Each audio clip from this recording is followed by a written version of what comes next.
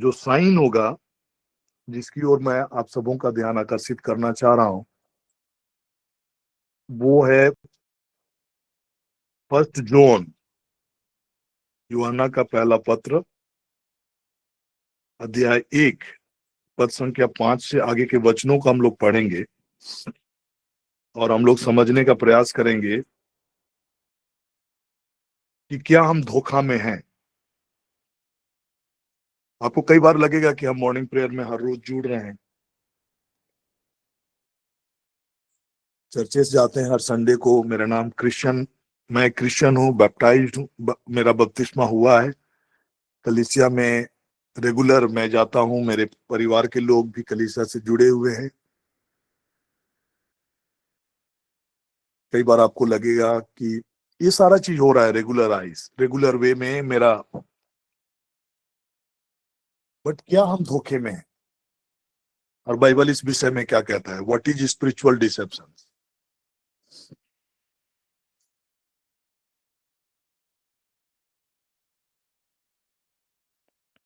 क्या हम आज भी अंधकार में भटक रहे हैं, या आज भी अंधकार के कंट्रोल में आज हम हैं?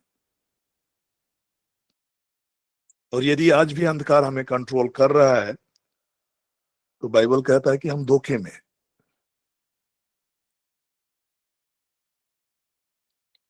और इस प्रकार से धोखा में रहकर जीवन जीना हमारे लिए सही नहीं है। कई तरह की ब्लेसिंग्स को इस पृथ्वी पर तो हम खो ही रहे होते हैं, बट फॉर एवरलास्टिंग, जो अनंत काल का हमारा जीवन है, अपने प्रतिफल देने के विषय में चीजों को बयां करता है। कई बार ये कहता है हर एक को अपना हिसाब परमेश्वर के सामने में देना होगा।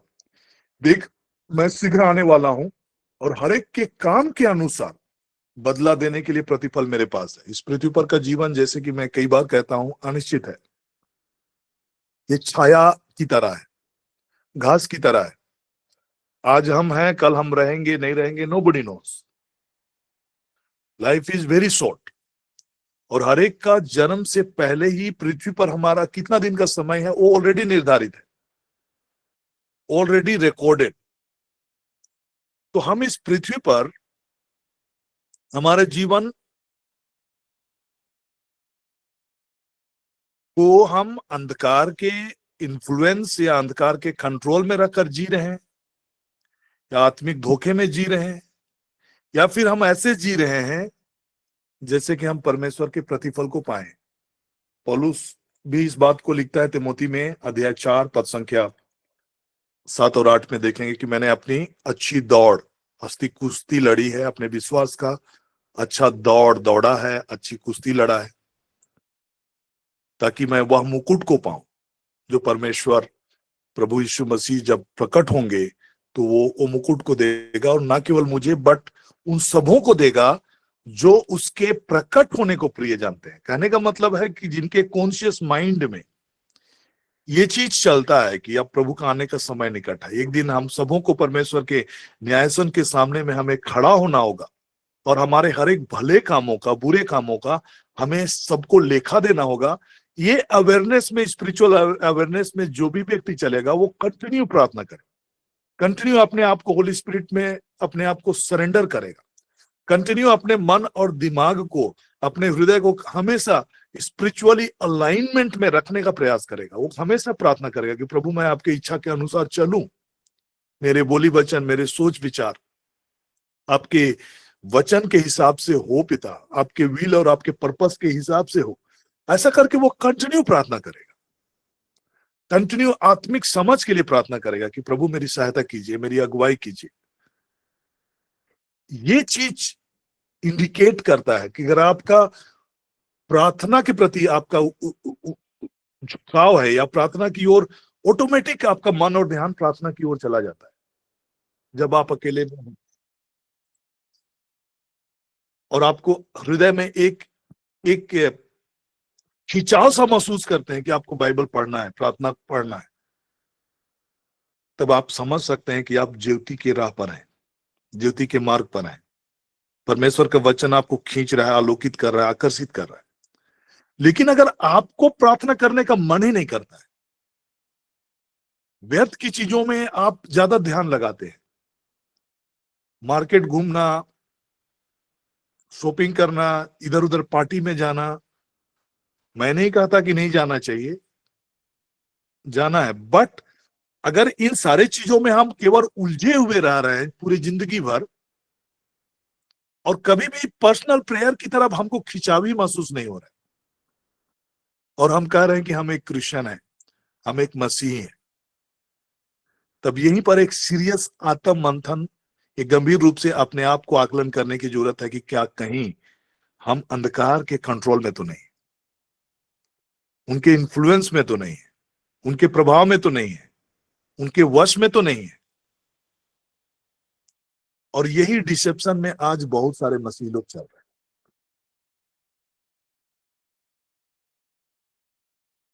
तो जो स्पिरिचुअल डिसेप्शन की बातें मैं कर रहा हूं, धोखा की बातें मैं कह रहा हूं, यहाँ पर जब हम वचन पढ़ेंगे तो चीजें खुलासा होगा।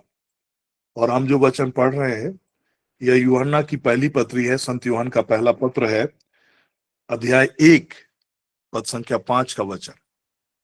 ध्यान से सुनेंगे, गौर से सुनेंगे, और आप नोट करेंगे और प्रार्थना भी करेंगे, डिक्लेयर करेंगे कि पिता मेरी सहायता कीजिए प्रभु। यदि किसी भी रीति से मैं या मेरे घर के लोग, मेरे परिवार के लोग अगर अंधकार के वश में है, अंधकार के कंट्रोल में है, तो प्रभु मेरी सहायता कीजिए, हमारी सहायता कीजिए। और मैं आगे बताने भी जा रहा हूं कि कैसे हम अपने आप को अंधकार के राज्य के प्रभाव से हम अपने आप को बाहर रख सकते हैं। उसका एक ही तरीका है, वो है परमेश्वर का प्रकाश, परमेश्वर की ज्योति। और आज हम बातें करने जा रहे हैं, जो समाचार हमने उनसे सुना तुम्हें सुनाते हैं वह यह है कि परमेश्वर ज्योति है और उसमें कुछ भी अंधकार नहीं है। परमेश्वर का वचन, परमेश्वर का सुसमाचार में ही ज्योति है और उसमें कुछ भी अंधकार नहीं है। दैट मीन्स अगर हम दिन भर में अगर एक बार भी वचन नहीं पढ़ रहे हैं, एक बार भी वचन नहीं पढ़ रहे हैं, तो स्पिरिचुअल अंडरस्टैंडिंग में हम नहीं बढ़ रहे हैं, और हमें परमेश्वर का ज्योति या प्रकाश हमें नहीं मिल रहा है। और तब ये चांसेस है, ये गुंजाइश है कि अंधकार का वश में हम अपने जीवन को जीने के लिए अपने आप को ढकेल रहे हैं, या अपने आप को लूज छोड़ दिए हैं कि वो आकर हमें अपने थपेड़ों में ले या फिर अपने प्रभाव में, अपने कंट्रोल में ले।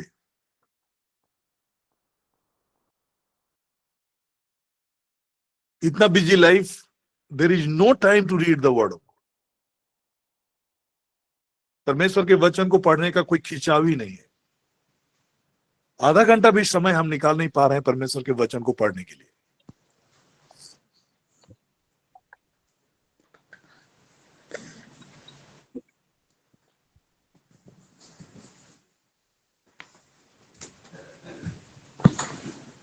तो मैं अभी आपके सामने में इंडिकेटर की बात कर रहा हूं, जिस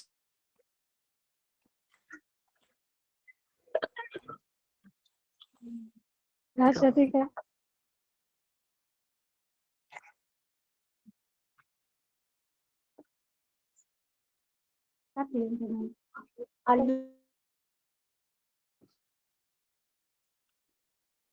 ऑल राइट, फिर से हम पढ़ेंगे। जो समाचार हमने उससे सुना तुम्हें सुनाते हैं वह यह है कि परमेश्वर ज्योति है और उसमें कुछ भी अंधकार नहीं। यदि हम कहें कि उसके साथ हमारी सहभागिता है फिर अंधकार में चलें तो हम झूठे हैं और सत्य पर नहीं चलते। जब भी हम सहभागिता की बातें करते हैं, मैंने शुरू में ही कहा कि लाइक होली स्पिरिट के साथ सहभागिता की बातें हम जब जब जब भी करते हैं तो सहभागिता की बातें होली स्पिरिट से कनेक्टेड है, फेलोशिप की बातें होली स्पिरिट से कनेक्टेड है। पवित्र आत्मा की सहभागिता हम सबों के जीवन के विषय में है। परमेश्वर पिता का प्रेम, प्रभु यीशु मसीह की अनुग्रह और पवित्र आत्मा की सहभागिता। और सहभागिता का मतलब होता है कि उनका आपके संग संग होना, साथ साथ होना, हर एक डिसीजंस में आप उनके साथ वार्तालाप करते हैं, बातचीत करते हैं, उनकी अगुवाई को मांगते हैं, उनकी सहायता को खोजते हैं।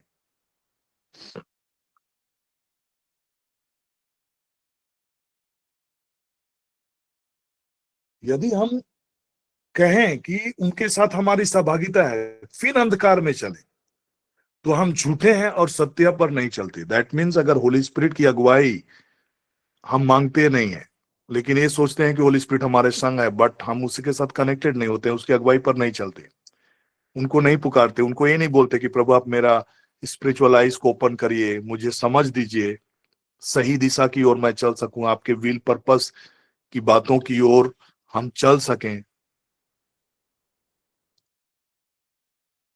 मुझे लीड कीजिए, मुझे अगुवाई कीजिए, जहां हम चुक रहे हैं वहां पर हम बोल सकें कि प्रभु मुझे क्षमा कीजिए।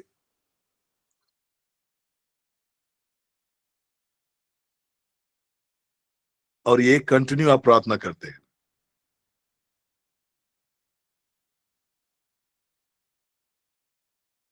जब कभी भी हम प्रार्थना की बातें करते हैं, आगे मैं जाके बातें करूंगा कि हमारा अगर प्रार्थना का दायरा प्रभु की प्रशंसा नहीं है, स्तुति नहीं है, आराधना नहीं है,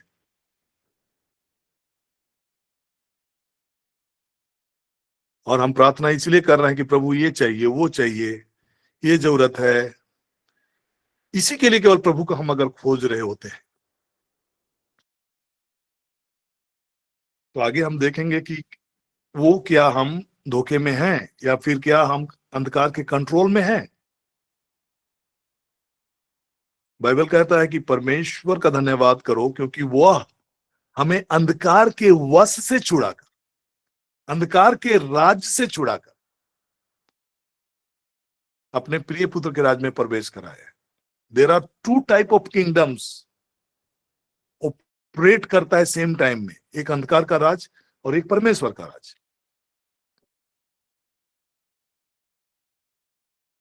जब भी हम बातें करते हैं कि हमारा जीवन में दो फोर्सेस का प्रभाव है, स्पिरिचुअल फोर्सेस का प्रभाव है, एक है परमेश्वर के राज्य का सोर्स फोर्सेस, और दूसरा है अंधकार के राज का फोर्सेस।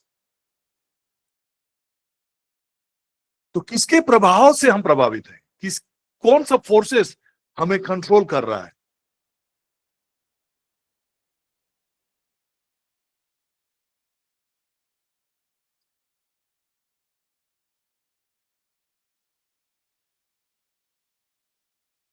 पर यदि जैसा वह ज्योति में है वैसा ही हम भी ज्योति में चले, तो हम एक दूसरे के साथ सहभागिता रखते हैं, और उसके पुत्र यीशु का लहू हमें सब पापों से शुद्ध करता है।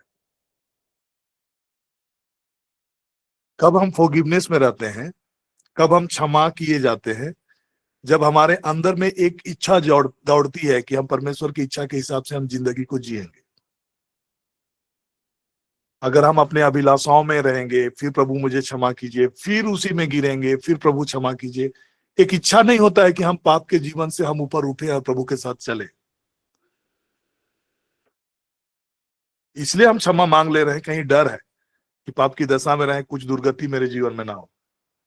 पाप में पड़ रहे हैं, मस्ती कर रहे हैं, फिर प्रभु के पास आ रहे हैं, घुटने टेक रहे हैं, प्रभु क्षमा कीजिए, फिर उसी में हम ऐसे ही जिंदगी को अगर हम चला रहे हैं, हम स्पिरिचुअली हम डिसीव्ड हैं, प्रभु के दया और प्रभु के को हम ठीक रीति से नहीं समझ पा रहे। प्रभु की दया के द्वारा आप पाप से ऊपर उठकर जीवन जिएंगे, पवित्रता का जीवन आपकी एक लालसा होगी।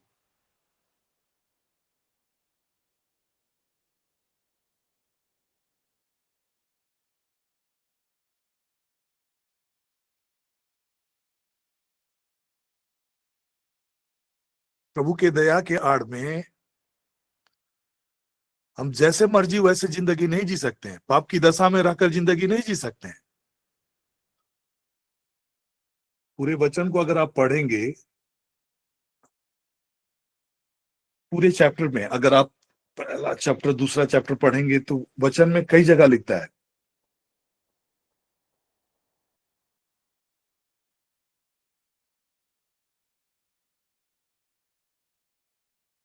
आगे इसी में हम अगर देखेंगे, यदि हम कहें कि हम में कुछ भी पाप नहीं तो अपने आप को धोखा देते हैं और हम में सत्य नहीं है। यदि हम अपने पापों को मान लें तो वह हमारे पापों को क्षमा करेगा और हमारे सब अधर्म से दूर करने में विश्वास योग्य और धर्मी है। यदि हम कहें कि हमने पाप नहीं किया तो उसे झूठा ठहराते हैं और उसका वचन हम में नहीं है। दैट मीन्स व्हेन आप बिलीव कर लेते हैं, आप जानते हैं कि आपके जीवन में कमी घटी है, आप प्रभु के सामने में आकर कन्फेस करते हैं और एक प्रस्ताव हृदय लेकर आते हैं, तो प्रभु आप हम ऐसा नहीं करना चाहते, हम ठीक जिंदगी जीना चाहते हैं, हम आपकी आत्मा की अगुवाई में चलना चाहते हैं, मेरी सहायता कीजिए।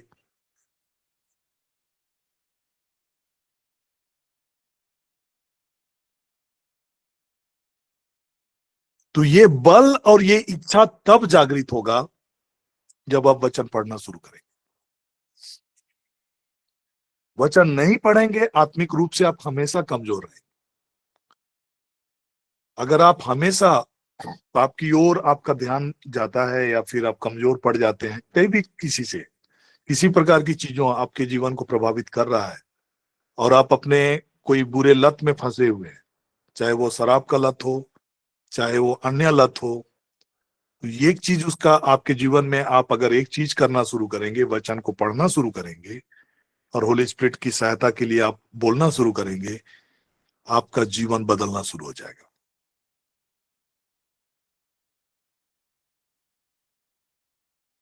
क्योंकि ज्योति में चलने का एक ही रास्ता है, परमेश्वर का वचन। ये संसार पूरे दिखता है कि हम शारीरिक रूप से हमारी आंखें दिख रही है तो हम सोचते हैं कि सारा चीज उजाला है, बट स्पिरिचुअली सारा चीज ब्लाइंड हो सकता है।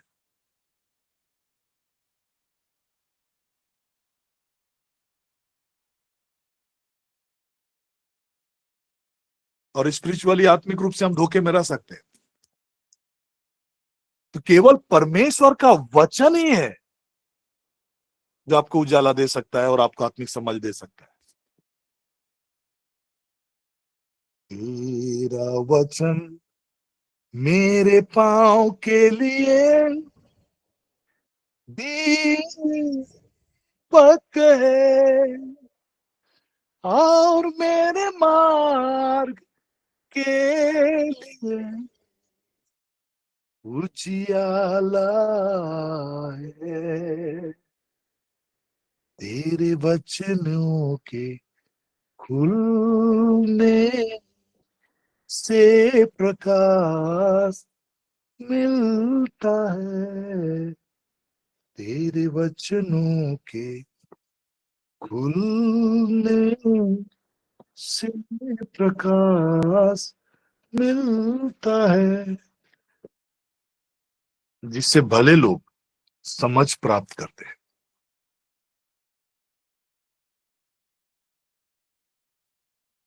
भजन संहिता 119 का 105 का वचन को अगर आप खोलेंगे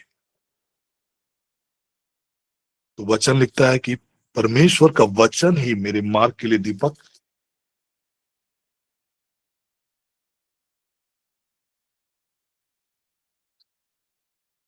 मेरे पांव के लिए दीपक और मेरे मार्ग के उजियाला है।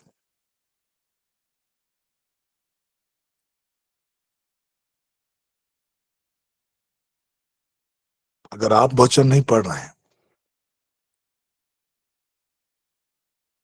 पढ़ना प्रारंभ करिए ताकि आप डिफ्रेंशिएट कर पाए कि आप अंधकार में तो कहीं नहीं चल रहे हैं, आप समझ पाए। आत्मिक समझ केवल वचन से ही आता है। तेरा वचन मेरे पांव के लिए दीपक और मेरे मार्ग के लिए उजियाला। 119 भजन संहिता स्तोत्र ग्रंथ 119 का 105 और 130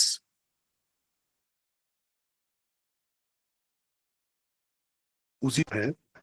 वो कहता है कि तेरी बातों के खुलने से प्रकाश मिलता है, उससे भोले लोग समझ प्राप्त करते हैं। स्पिरिचुअल अंडरस्टैंडिंग तब आपका बढ़ेगा जब आप वचन की बातों को पढ़ना प्रारंभ करेंगे।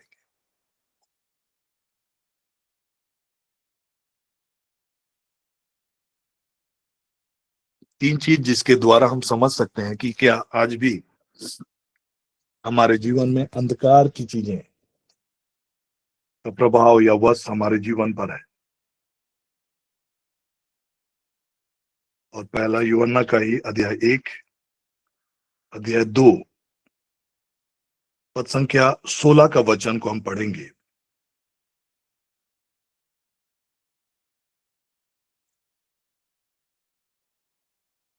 अध्याय 2 पद संख्या 16, यूहन्ना का पहला पत्री, संत यूहन्ना का पहला पत्र अध्याय 2 पद संख्या 16। मैं 15 से पढ़ने चाह रहा हूं। तुम ना तो संसार से और न संसार में की वस्तुओं से प्रेम रखो।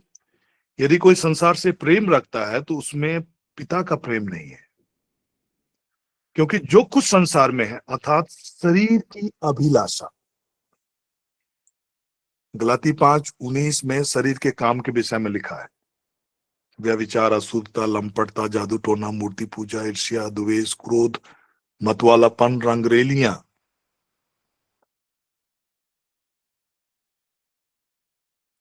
और ये अंडरस्टैंडिंग जैसे जैसे आप प्रार्थना करेंगे, होली स्पिरिट के संग सहभागिता में चलेंगे, आपको अंडरस्टैंड होगा कि ये चीजें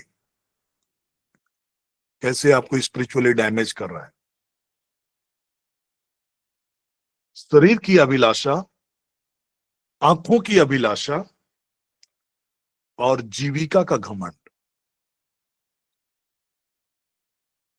अगर तीन चीज आज भी आपकी लाइफ को इन्फ्लुएंस कर रहा है, शारीरिक अभिलाषाएं आप पर हावी है, आंखों की अभिलाषाएं आप पर हावी है, लस्ट ऑफ आइज आप पर हावी है, जीविका का घमंड है,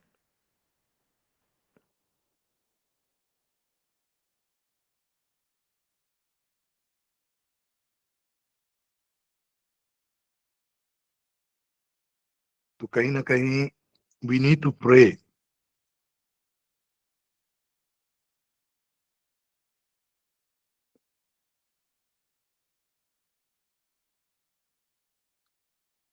क्योंकि केवल ये पृथ्वी पर का जीवन नहीं है, हर व्यक्ति का मरना तय है। इस पृथ्वी पर जो भी पैदा लिया है, हर एक व्यक्ति का मरना तय है और हर एक व्यक्ति का न्याय होना तय है।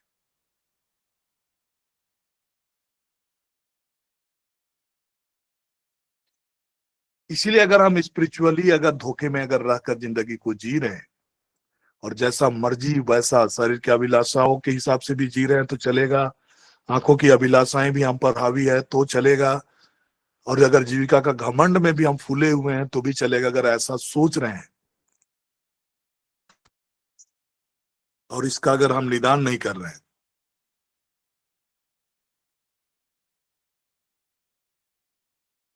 इसका निदान करने का मतलब इन चीजों को लेकर अगर हम प्रेयर नहीं कर रहे हैं तो हम धोखे में चल रहे हैं, स्पिरिचुअल धोखे में चल रहे हैं।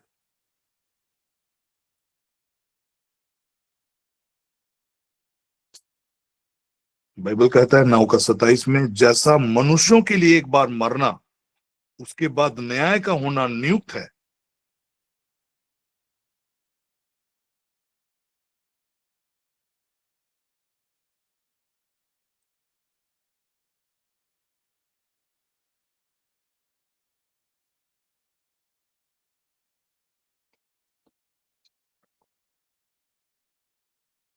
रोमी में भी लिखता है कि हमको हर एक को परमेश्वर का के पास आकर लेखा देना है, अपने कर्मों का लेखा देना है। 14:12, इसलिए हम में से हर एक परमेश्वर को अपना अपना लेखा देगा, हिसाब किताब देना है। तो अगर आप स्पिरिचुअली धोखे में रहकर जिंदगी को जी रहे हैं तो ये केयरफुल रहने की जरूरत है। डिसेप्शन में हम नहीं जी सकते, हमको प्रकाश में चलना ही है, ज्योति का संतान बनकर ही जीना है इस पृथ्वी पर।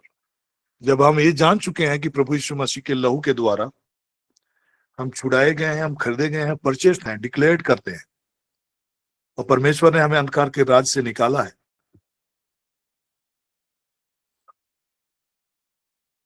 तो फिर से हम अंधकार का जीवन को नहीं जी सकते।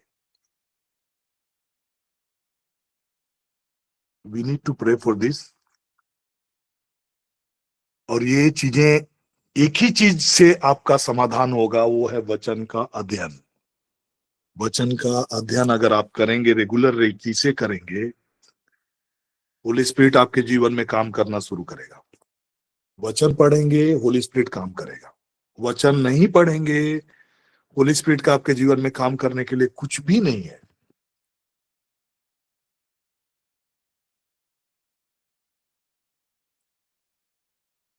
और डिसेप्शन का एक अलग अलग दायरा है,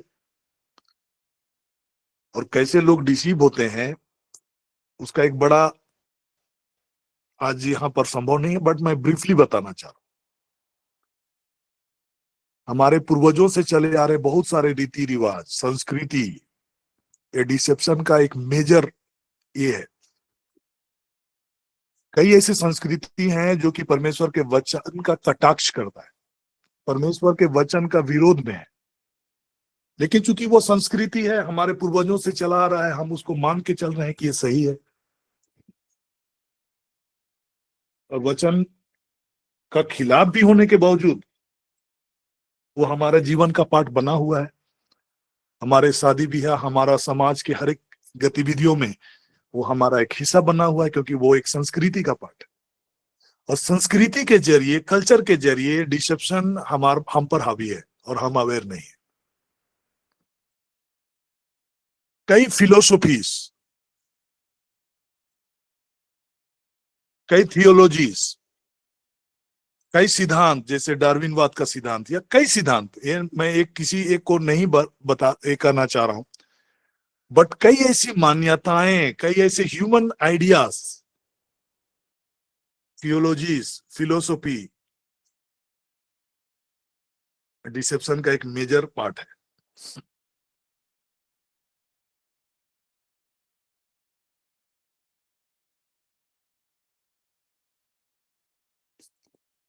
और उस डिसेप्शन से निकलने का एक ही रास्ता है, वो है वचन और पवित्र आत्मा का अगुवाई। उद्धार के दिन के लिए छाप के रूप में, सील के रूप में होली स्पिरिट आपको दिया गया है।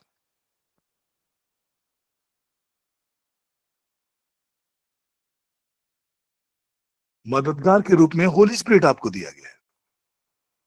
कई चीजों को लेकर चेलों का मनों में विचार चल रही थी कि ये है वो है।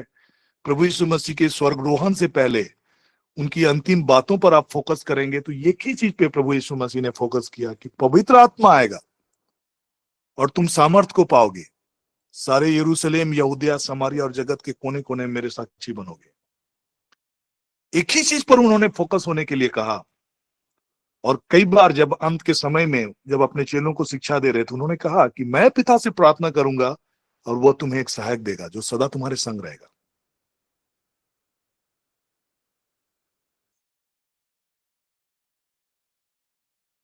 इस अंत के समय में जब मसीह विरोधी की चीजें अपना प्रभाव बढ़ाता जा रहा है या बढ़ाने का प्रयास कर रहा है, तो पवित्र आत्मा जिसका अभिषेक आपको और हमें मिला है, वो हमारा आड़ और ढाल बनकर हमारी अगुवाई करता चला जाएगा।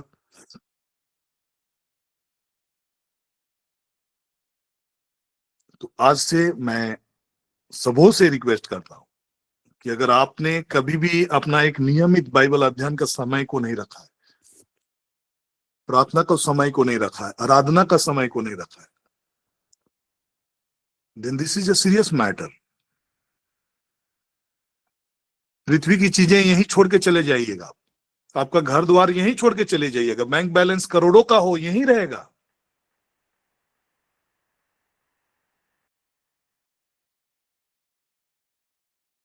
आपके घर के लोग कब्र में भी आपको जब डालेंगे ना, सोने चांदी बहुमूल्य चीजें नहीं डालेंगे।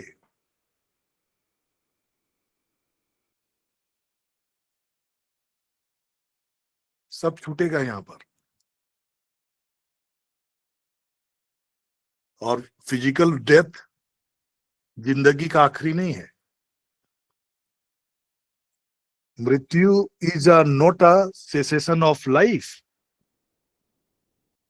That is a life everlasting.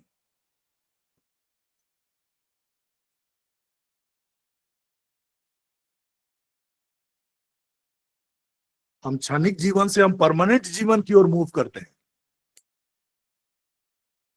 मृत्यु जीवन का समाप्ति नहीं है, वो अनंत जीवन का शुरुआत है, एवरलास्टिंग लाइफ का बिगिनिंग है।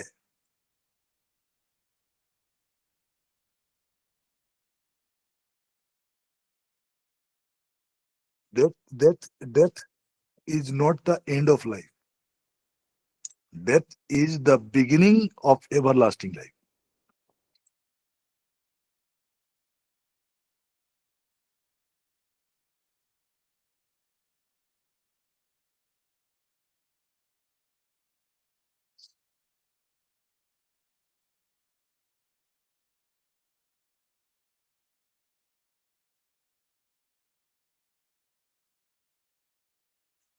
तो आपका और मेरा इस पृथ्वी पर का जीवन एक जिम्मेवारी का जीवन है, विश्वास योग्यता का जीवन है।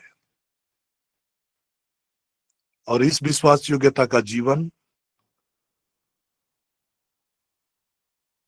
को हम सही रीति से तब जी पाएंगे जब हमारा एक व्यक्तिगत प्रार्थना का जीवन होगा, परमेश्वर के वचन का अध्ययन का जीवन होगा, पवित्र आत्मा के मार्गदर्शन और अगुवाई का जीवन होगा।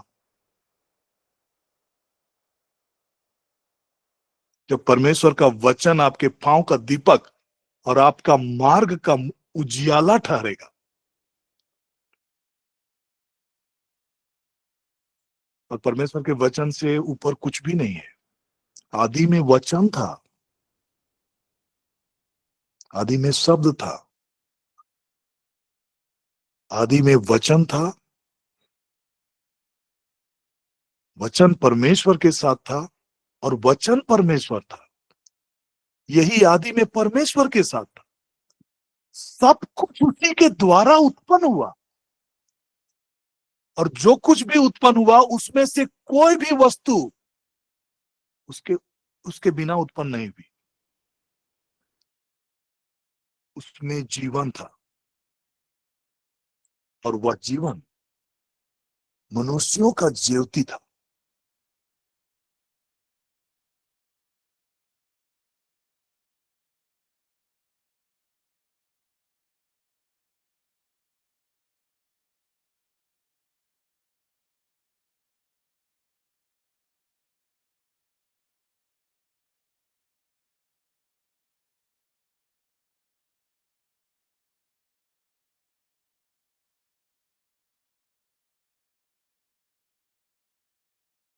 तो आइए इस क्षण हम अंतिम प्रार्थना में जाएंगे और फादर जी से आग्रह है कि ब्लेसिंग की प्रार्थना में हम सबों को लीड करेंगे।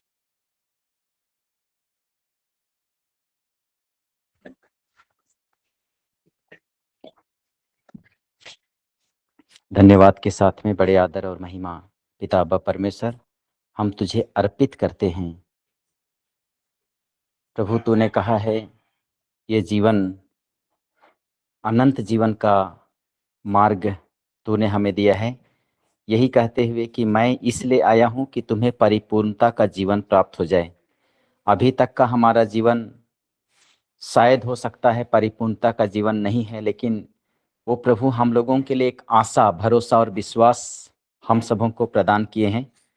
और जब हम विश्वास करते हुए जीवन जीते हैं तो वही प्रभु यीशु हमें वचनों के द्वारा कहते हैं, जो विश्वास करते हुए जीवन जीता है वह मरने पर भी जीवित रहेगा और वो कभी नहीं मरेगा।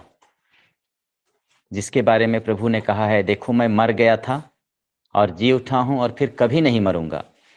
वो जिंदा खुदा हम लोगों को अपने समान बनाना चाहते हैं और हमें प्रभु ने चुना है।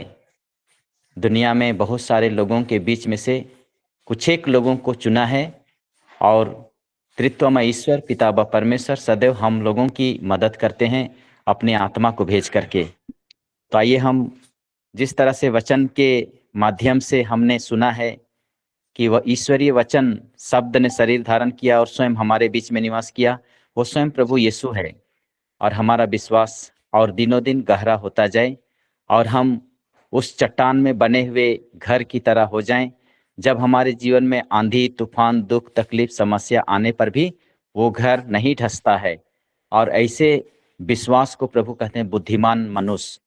लेकिन मूर्ख मनुष्य वो है जो अपना घर, अपना विश्वास उस बालू में नींव खोदता है और वो दुनियादारी में फंस के गिर जाता है, ढह जाता है। तो हमें प्रभु गिरने के लिए नहीं, ढहने के लिए नहीं, लेकिन अनंत जीवन प्राप्त करने के लिए एक सुंदर जीवन दिया है। और हम रोज की तरह इस तरह आते हैं और वचन को सुन करके बहुत ही ईश्वरीय आशीष और कृपा को पाते हैं। आज हम प्रभु में बने रहें। हमारा कामकाज, हमारा जीवन प्रभु के हाथ में है। आइए भरोसे के साथ में वचन सुनने वाले एक एक प्रियों को मैं प्रभु के हाथ में समर्पित करता हूँ। प्रभु सबों को आशीर्वाद देना, विश्वास का वरदान देना, दृढ़ विश्वास और उस अनंत जीवन की भागीदारी बनने के लिए कृपा देना। हम इसी कृपाओं के साथ साथ में आइए हम महान और जीवित परमेश्वर को धन्यवाद देते हुए हम परमेश्वर के द्वारा आशीर्वाद ग्रहण करें। प्रभु के नाम में ही हमारा कल्याण है।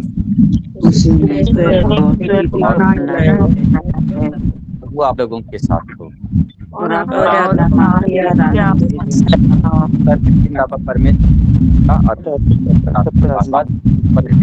आपके परिवार के सदस्यों पर उठते कार्य क्षेत्र में और आपके कार्य बना रहे। आमीन।